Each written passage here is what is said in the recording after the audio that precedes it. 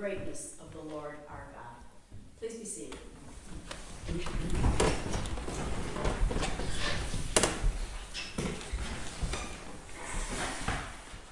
Today is the celebration of the Transfiguration of Jesus. It is also the last Sunday before Lent, and the placement of the Transfiguration Sunday has been, throughout history, fluctuating. However, this Transfiguration does prepare us to be in the time of Lent. It is coming Wednesday. This is one of the pivotal moments. It's a miracle that happens to Jesus, along with birth, baptism, transfiguration, resurrection, and ascension. All miracles that happened that were revealed to us, revealing who Jesus is. Today, human form meets God, both in the Old Testament and the New Testament. The Gospel reading shines its light back into the Old Testament and to Moses. Both Moses and Jesus come down the mountain to the reality of the human mess, everyday reality. Moses to the Jews in the wilderness, and Jesus to the child who's ill and seized by Satan, the devil, and he comes down to the crowds, and he comes down to his future, which is part of a huge event that is coming up.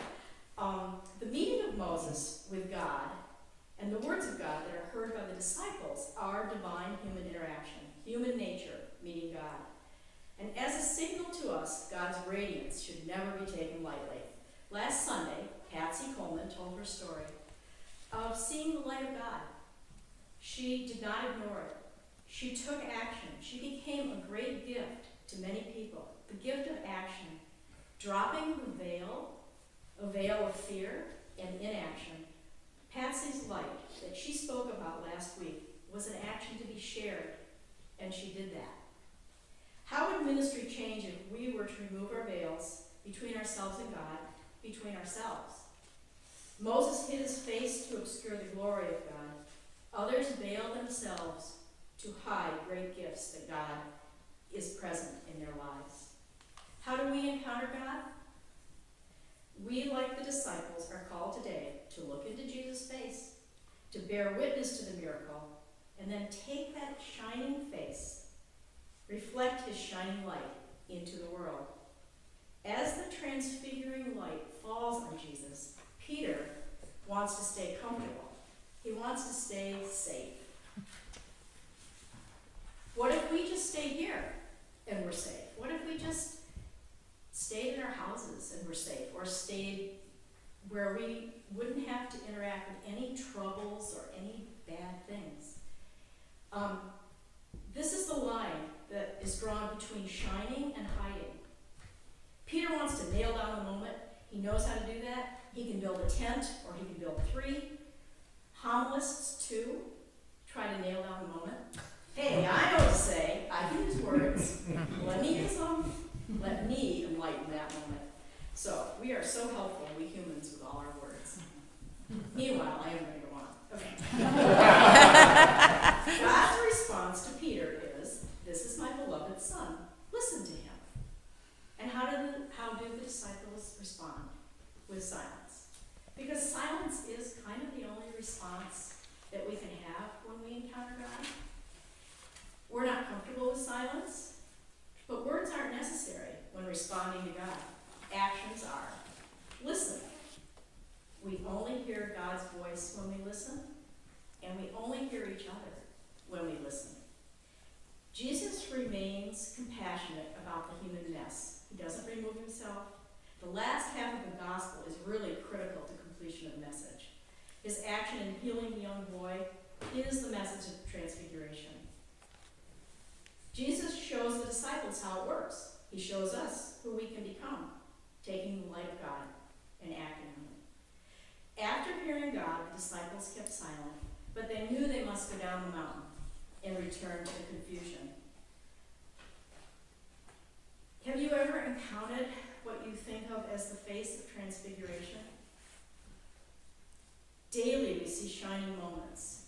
We see a mother with a child, a person helping another person or listening to them. And I know this has been mentioned many, many times, but I'm just going to say, working at Ruby's Pantry, the light in people's eyes, the smiles on their faces, the way they respond to each other is just the reflection of the light of the glory of God. These are incandescent moments, and it shines through our humanness. So in 1994, I saw a picture in a magazine that has become an icon for me. In this picture, I know that I'm seeing the holy in the human, and I should probably put it on. Or I can pass it around. Everybody see, pass it around. There's two of them. Oh, here. Well, here. That's the original. Let's see. I saw this picture, and when I saw it, I knew I was seeing the holy in the human. At first glance, the roles look clear. It just looks like a woman caring for another woman. But then I looked at them, and I couldn't tell who was caring for whom, or where.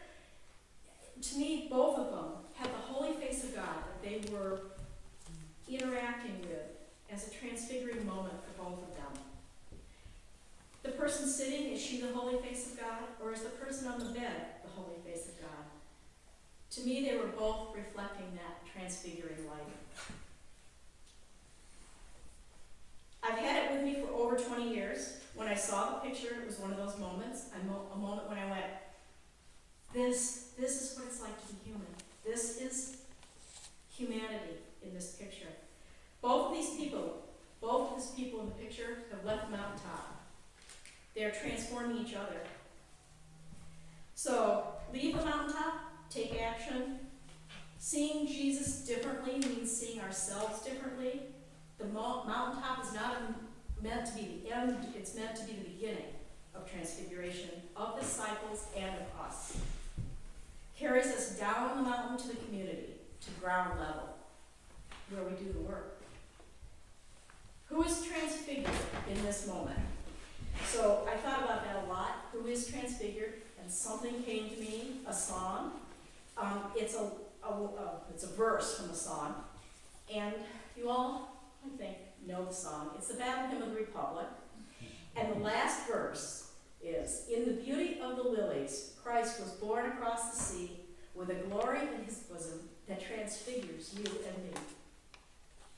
That song just kept coming back, that verse. Transfigures you and me, because that's what's happening. That's what's happening. Let us live in that transfiguration with our veils down. Today, celebrate that eternal light. Today, celebrate the light that is shining in the face of Jesus. And may we see his face not dimly, but openly and clearly. Amen.